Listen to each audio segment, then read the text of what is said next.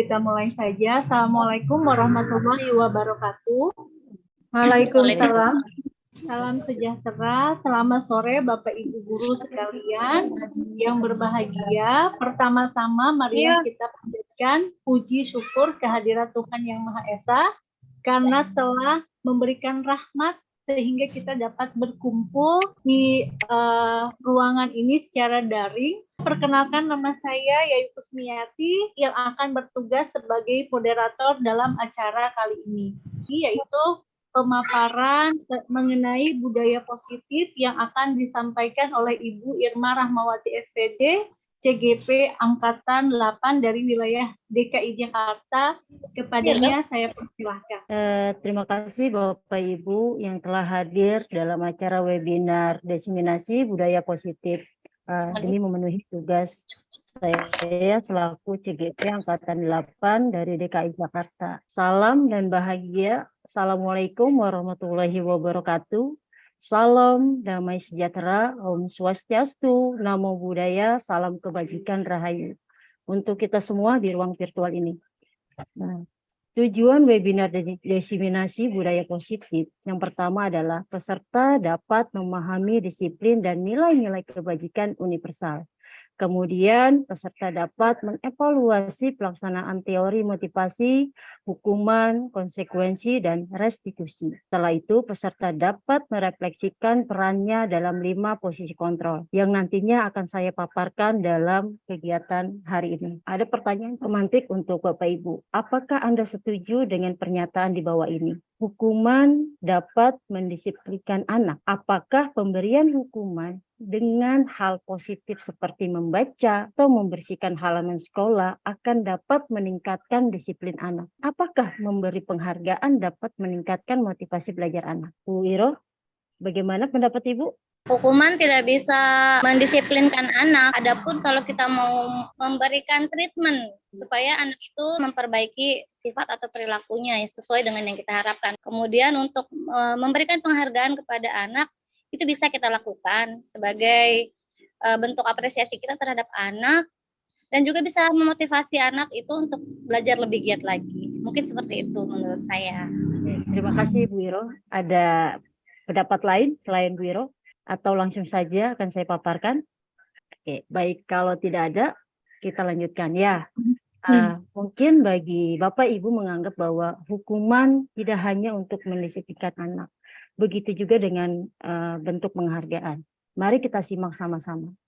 Nah, topik kali ini adalah yang pertama saya akan menjelaskan tentang disiplin positif, nilai-nilai kebajikan, kemudian teori motivasi, keyakinan kelas, kebutuhan dasar manusia, serta restitusi. Disiplin positif dan nilai-nilai kebajikan universal. Ada pertanyaan untuk Bapak Ibu sekalian. Jika Anda dan teman Anda boleh mengambil secari kertas kecil, kemudian tuliskan benda atau sesuatu yang sangat berharga untuk Anda letakkan di salah satu tangan Anda. Dan genggam benda atau sesuatu tersebut dengan segala daya. Buatlah sebuah kepalan ini. Nah, anggap teman Anda atau B mencoba dengan sekuat tenaga berbagai cara untuk meminta Anda memberikan benda tersebut dari kepalan tangan Anda. Peran B ini, ia bisa dengan cara membujuk, mengancam, menghardik, merayu, menyuap, apa saja agar dapat membuka kepalan tangan Anda. Nah, bagi Anda, apa yang terjadi? Gimana Bapak Ibu? Apa yang Anda lakukan? Mempertahankan. Mempertahankan. Apalagi? Jadi tetap mempertahankan apa yang Bu Pahrana tuliskan atau sesuatu itu berharga untuk Pahrana. Nah, ini adalah bagian dari bagaimana peran kita sebagai seorang pendidik. Selanjutnya ya, perubahan paradigma teori kontrol. Jadi kita harus bisa mengontrol diri kita. Posisi kita seperti apa. Nah, anggap bahwa ilusi guru mengontrol murid. Kemudian bahwa kritik dan membuat orang merasa bersalah dapat menguatkan karakter. Itu ilusinya. Kemudian bahwa semua penguatan positif, efektif, dan bermanfaat. Dan bahwa orang dewasa memiliki hak memaksa. Nah, ini akan kita jelaskan. Perubahan paradigma stimulus, respon, dan teori. Siapa sesungguhnya yang memiliki kontrol? Ini adalah perbedaan stimulus respon dan teori kontrol. Nah, bagi stimulus respon, di mana kita mencoba mengubah orang agar berpandangan sama dengan kita. Kemudian kita berharap perilaku buruk itu dilihat sebagai suatu kesalahan. Orang lain bisa mengontrol saya dan saya bisa mengontrol orang lain. Nah, pemaksaan ada pada saat rujukan yang gagal. Kemudian model berpikir ini tuh menang atau kalah. Tapi kalau kita merujuk kepada teori kontrol, kita berusaha memahami pandangan lain tentang dunia. Semua perilaku memiliki tujuan. Hanya Anda yang bisa mengontrol diri Anda sendiri. Anda tidak bisa mengontrol orang lain. Kolaborasi dan konsensus ada pilihan-pilihan baru. Model berpikir ini adalah menang dan menang. Artinya, Bapak Ibu harus memiliki sifat yang artinya kembali kepada diri sendiri. Kita mau jadi guru yang seperti apa? Apakah sifatnya memaksa?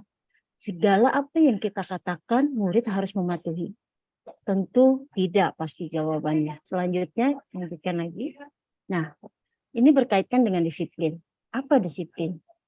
Disiplin berasal dari kata bahasa Latin yang artinya belajar. Disiplin diri membuat orang menggali potensinya, tujuan apa yang dihargai, namun dalam budaya kita tentu saja disiplin ini menjadi mindset seseorang menjadi patok, sehingga cenderung dalam kata umum disiplin adalah sebuah ketidaknyamanan, bukan dengan apa yang kita hargai atau pencapaian suatu tujuan mulia. Kemudian ada nilai-nilai kebajikan, adalah sifat-sifat positif manusia yang merupakan tujuan mulia yang ingin oleh individu. Nah, nilai-nilai tersebut bersifat universal. Nah, ini berdasarkan menurut Dr. William Glasser pada teori kontrol tahun 1984. Nah, mengaitkan nilai-nilai kebajikan yang diyakini seseorang, maka motivasi implisitnya akan menggerakkan motivasi dari dalam untuk mencapai tujuan mulia yang diinginkan. Apa sih nilai-nilai kebajikan? Nilai-nilai kebajikan sudah kita terapkan dalam profil pelajar Pancasila. Tentunya yang pertama adalah beriman, bertakwa, mandiri, bernalar kritis, berkebinekaan global, bergotong royong, dan kreatif. Kemudian pemaparan yang kedua tentang teori, motivasi, dan hukuman dan penghargaan restitusi. Teori motivasi perilaku manusia itu ada 3. Yang pertama, untuk menghindari ketidaknyamanan atau hukuman. Apa yang akan terjadi apabila saya tidak melakukannya? Nah, itu adalah motivasi eksternal. Yang kedua ada untuk mendapatkan imbalan dari orang lain. Apa yang akan saya dapatkan apabila saya melakukannya? Yang ketiga, untuk menghargai diri sendiri. Saya akan menjadi orang seperti apa bila saya melakukannya. Nah, motivasi inilah motivasi internal atau tujuan dari disiplin positif. Nah, menurut Ki Hajar Dewantara, apa sih merdeka? Merdeka itu artinya hanya terlepas dari akan tetapi juga cakap memerintah diri sendiri. Kemudian mengenai restitusi. Restitusi adalah proses menciptakan kondisi bagi murid untuk memperbaiki kesalahan mereka, sehingga mereka bisa kembali pada kelompok mereka dengan karakter yang lebih kuat. Restitusi juga merupakan proses kolaboratif yang mengajarkan murid untuk mencari solusi untuk masalah mereka dan membantu murid berpikir tentang orang seperti apa yang mereka inginkan. Jadi dalam tahap ini sangat bermanfaat untuk Bapak Ibu terapkan di sekolah. Terkadang kita hanya memahami bahwa semua kembali kepada guru. Nah, apa sih ciri-ciri dari restitusi? Restitusi adalah bukan untuk menebus kesalahan, namun untuk belajar dari kesalahan. Yang kedua, memperbaiki hubungan. Yang ketiga, tawaran, bukan paksaan. Kemudian, menuntun untuk melihat ke dalam diri. Yang kelima, mencari kebutuhan dasar yang mendasari tindakan. Kemudian, cara yang paling baik ternyata fokus pada karakter bukan tindakan, dan fokus pada solusi bukan menghakimi, serta mengembalikan murid yang berbuat salah pada kelompoknya. Artinya, restitusi ini adalah menyadarkan anak untuk seberapa jauh dia melangkah, melakukan tindakannya, yang semua akan disadarkan oleh dirinya sendiri. Jadi peran guru di sini adalah mencari solusi yang dikembalikan kepada murid atau peserta didik. Nah, kemudian ada keyakinan kelas. Biasanya Bapak Ibu ketika masuk kelas itu langsung saja mengajar. Benar tidak? Betul. Nah, padahal sebelum masuk kelas, kita bisa mulai dari kesepakatan kelas atau keyakinan kelas. Nah, keyakinan kelas ini adalah suatu kesepakatan bersama antara murid dan guru untuk membuat suasana pembelajaran yang menyenangkan, aman, menarik, dan sebagainya. Mengapa tidak peraturan saja? Mengapa harus keyakinan kelas? Perhatikan, diibaratkan, mengapa kita memiliki peraturan harus menggunakan helm jika mengendarai kendaraan roda 2? Dan mengapa kita memiliki peraturan 3M? Dan mengapa kita memiliki peraturan harus datang tepat waktu? Nah, untuk mendukung motivasi intrinsik, kita kembali ke nilai-nilai atau keyakinan yang lebih menggerakkan seseorang dibandingkan mengikuti serangkaian peraturan-peraturan. Kalau sifatnya peraturan, apakah akan membuat mereka sadar? Contohnya, ibu tidak menggunakan helm, ya kan? Karena melewati lampu merah. Tapi besok ibu mengulanginya lagi. Nah, artinya secara tidak langsung peraturan itu hanya sebuah yang mengikat, tapi bukan kesadaran kepada diri seseorang itu. Paham sampai sini ya Bapak Ibu ya? Oke, kita lanjutkan ya. Ini contoh di kelas yang saya ajar, tepatnya di kelas 10-6. Ketika saya masuk, saya membuat keyakinan kelas dulu. Kita lakukan keyakinan kelas ini disepakati bersama-sama. Contoh, kita sepakat bahwa ketika memasuki ruangan kelas, nah kita membiasakan untuk mencuci tangan. Nah, ada nggak sih kesadarannya? Tentunya ini ada, berkaitan dengan kesehatan. Dan kemudian kita sepakat, ketika kita akan memulai belajar, kita harus bersikap sopan, saling menghargai, dan menghormati. Dan yang terpenting adalah menjaga kebersihan dan kenyamanan kelas. Setelah itu, menjaga dan memanfaatkan fasilitas sekolah dengan baik. Dan kita sepakat bahwa proses pembelajaran memanfaatkan teknologi, serta menumbuhkan diskusi dalam kelompok. Dan ini adalah salah satu contoh yang sudah saya terapkan di sekolah saya, dan ini salah satu bentuk dari keyakinan kelas. Nah, bagaimana mereka peserta didik ini mencuci tangan terlebih dahulu, kemudian menjaga kebersihan kelas, kemudian menggunakan teknologi, memanfaatkan teknologi, dan keterlibatan diskusi. Sehingga suasana kelas ini menjadi menyenangkan, nyaman, dan semua berpihak pada murid. KHD dalam filosofinya mengatakan bahwa kodrat anak adalah bermain. Nah, kodrat anak ini ada dua, kodrat alam dan kodrat zaman. Kodrat alam, kita akan menuntun anak ini menemukan kebahagiaan dan keselamatan yang setinggi-tingginya. Dan kodrat zamannya, kita pun sebagai guru atau pendidik dapat mampu mengikuti perkembangan zamannya dalam pendidikan saat ini. Selanjutnya ini, perbedaan antara peraturan dan keyakinan kelas. Peraturan, ingat ya Bapak Ibu ya, selalu kembalikan buku ke tempatnya. Sedangkan kalau keyakinan kelas, dia akan muncul yang namanya tanggung jawab. Yang kedua, dilarang mengganggu orang lain. Keyakinan kelas menghormati orang lain. Nah, peraturan hadir sekolah 15 menit sebelum pembelajaran dimulai. Tapi kalau di dalam keyakinan kelas, itu belajar menerapkan nilai-nilai kebajikan, menghormati orang lain, berkomitmen, dan sebagainya. Kemudian dilarang melakukan kekerasan, itu adalah peraturan, dan sebagainya. Tapi kalau dalam keyakinan kelas, bagaimana dengan adanya kekerasan itu? Akan menciptakan sebuah keselamatan, menghormati orang lain. Nah, peraturan dilarang menggunakan narkoba. Nah, kita bisa buat dalam bentuk keyakinan kelas menjaga kesehatan, keselamatan, keamanan. Ini kata-kata keyakinan kelas.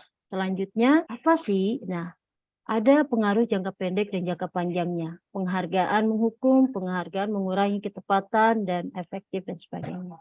Kemudian, dihukum oleh penghargaan. Penghargaan akan menurunkan kualitas. Penghargaan akan mematikan kreativitas dan penghargaan mengurangi motivasi intrinsik. Artinya, dengan sebuah penghargaan, ternyata penghargaan itu tidak hanya menimbulkan motivasi yang baik untuk peserta didik kita, tapi juga menjadi turun kualitasnya. Kenapa? Mereka berpikir kalau tidak ada penghargaan mereka tidak akan mau belajar. Jadi ada sesuatu yang mereka tuju aja. Jadi bukan dari kesadaran diri sendiri. Tidak ada penghargaan, mereka tidak mau kreatif. Nah, ini adalah contoh hukuman ya, Bapak Ibu ya. Nah, ini adalah hukuman. Ketika terlambat disuruh baris di halaman depan sekolah dan boleh masuk pada jam kedua. Dan ini terus-menerus akan dilakukan peserta didik. Karena bagi dia hukuman adalah sesuatu yang harus dipatuhi gitu, tanpa adanya kesadaran dalam diri. Nah, ini kita sebagai guru harus mampu menghilangkan apa itu namanya hukuman. Kita kembalikan kepada konsekuensi. Contohnya, ini mungkin sering Bapak lakukan ya, Bapak Ibu lakukan di sekolah. Harus bisa bedakan ya Bapak Ibu ya, hukuman dan konsekuensi. Kalau konsekuensi lebih mendidik sepertinya ya Bapak Ibu ya. Nah, menggantikan kertas tugas teman yang telah dicoret-coret. Terus membersihkan tumpahan air karena dia menumpahkan, dia harus bertanggung jawab. Ya kan? Nah, jadi ada muncul kesadaran diri atau keyakinan dalam kelas. Itu ya Bapak Ibu ya. Nah, kemudian ada kebutuhan dasar manusia dan dunia berkualitas. Ingat, pada dasarnya dalam diri peserta didik maupun kita, itu ada 5, yaitu kita butuh kasih sayang, rasa yang bisa diterima, penguasaan, kesenangan, bertahan hidup, dan kebebasan. Dan ini pun tercermin dalam murid-murid kita.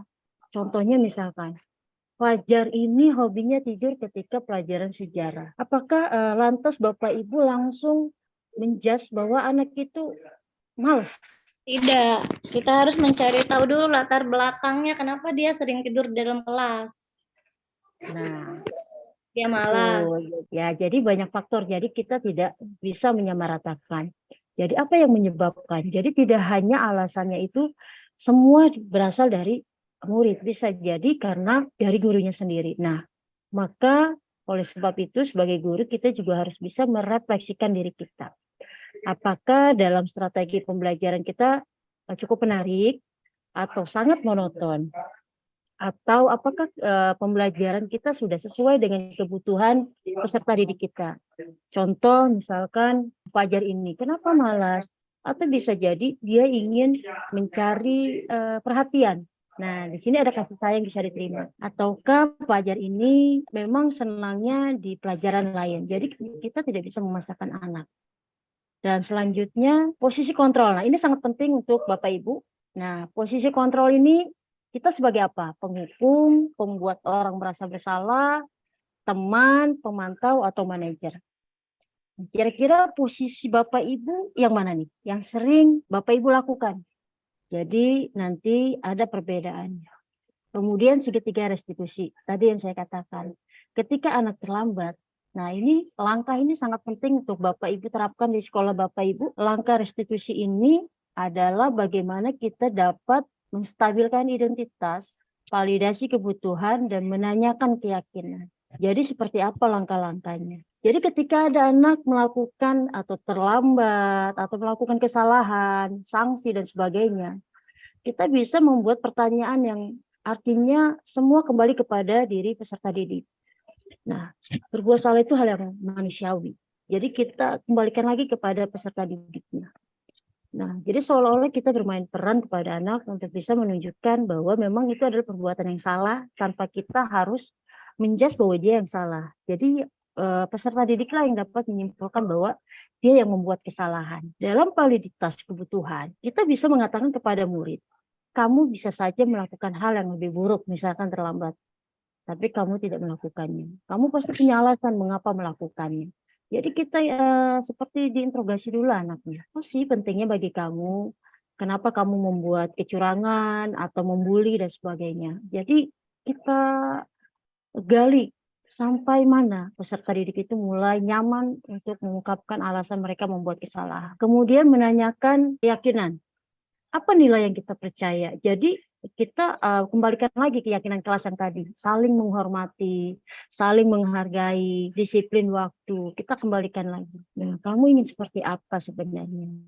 Apa nilai-nilai keyakinan yang kamu sudah miliki? Ada pertanyaan dari Bapak Ibu mengenai paparan diseminasi budaya positif? Ya, silakan. Saya Irsan mau bertanya tentang posisi kontrol. Misal ada siswa yang tidak mengerjakan tugas, kemudian tidak melihat alasan mereka, kemudian langsung memberikan sanksi berlaku. Itu termasuk posisi kontrol yang mana, Bu? Terima kasih. Ya, berarti ya ini adalah peran kita ya, posisi kontrol kita sebagai apa. Nah, kalau misalkan ada anak yang tidak mengerjakan tugas, tapi kita langsung memberikan sanksi tanpa tahu alasannya, bisa jadi Bapak ini termasuk sebagai posisi kontrol, yaitu penghukum. Ya. Terima kasih Bu Irma atas waktunya, kesempatannya. Saya ingin bertanya sekaligus sharing kepada guru-guru hebat di sini. Kebetulan saya sedang mengalaminya. Ya, walaupun sudah bertahun-tahun mengajar, masih saja ya. Kadang ada terkendala. Gimana bagi siswa yang mungkin menurut para guru itu troublemaker, biang berisik di kelas. Nah, ada beberapa misalnya. Nah, salah satunya itu kan mungkin kalau tindakan tepatnya adalah jadikan dia itu orang yang mempunyai tanggung jawab, seperti dikasih mandat untuk menjadi ketua atau menjadi sesuatu yang penuh dia bisa amanah lah ya. Nah, gimana kalau siswa tersebut terlalu banyak, kan nggak mungkin bisa. Nah, cowok-cowok, contohnya siswa cowok paling belakang, itu tuh selalu berisik nih Bu. Udah saya pindahkan kemana-kemana, dipisahkan kemana-kemana. Nah, tapi tetap aja berisik. Nah, itu bagaimana ya Bapak Ibu, termasuk Bu Irma, untuk saya sih belum pernah jadi untuk sebagai teman, karena siswa cowok itu sulit juga ya untuk didekati, karena nggak mungkin ya ada sesi curhat itu. Memposisikan dirinya harus bagaimana lagi. Terima kasih banyak, Ibu Irma. Oke, sama-sama Bu Siska. Pertanyaan yang sangat bagus ya Bapak Ibu ya.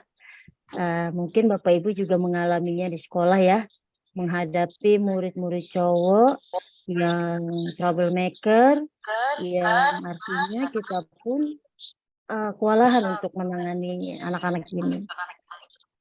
Ya, ada banyak cara Bu Siska.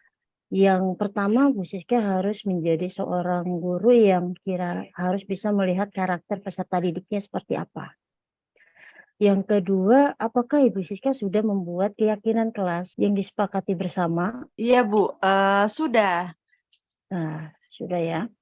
Artinya ketika Bu Siska sudah membuat keyakinan kelas atau kesepakatan kelas bersama, itu bisa kita tanyakan kembali. Nah, bagaimana langkahnya? Jadi ketika peserta didik kita membuat kegaduhan atau kesalahan, bisa kita gunakan dengan langkah-langkah restitusi yang sudah saya paparkan dan saya contohkan. Baik Bu, terima kasih banyak atas penjelasannya Bu Irma. Terima kasih. Ya, sama-sama. Nah, ini ya refleksi untuk diri kita semua Bapak Ibu. Hal baru apa yang mengubah paradigma diri Bapak Ibu yang sudah saya dapatkan. Kemudian bagaimana perasaan Bapak Ibu yang muncul selama mengikuti webinar ini mengenai makna disiplin dan motivasi intrinsik, juga penerapan nilai-nilai budaya positif. Lalu peran guru seperti apakah yang sudah Bapak Ibu lakukan selama ini? Dan apakah Bapak Ibu sudah menjadi guru yang seperti diinginkan setelah mengikuti webinar ini? Ya, ini adalah renungan untuk kita bersama agar kiranya kita pembelajaran, pengajaran kita lakukan berpihak pada murid. Nah, oleh sebab itu saya akhiri webinar kali ini. Semoga bermanfaat untuk Bapak Ibu semua dan semoga bisa juga diterapkan Bapak Ibu di sekolah atau di kelas dengan semangat, dengan keyakinan bahwa kita adalah guru yang disenangi atau membuat nyaman pembelajaran di kelas oleh peserta didik kita. Saya kembalikan kepada Bu Yayu selaku moderator.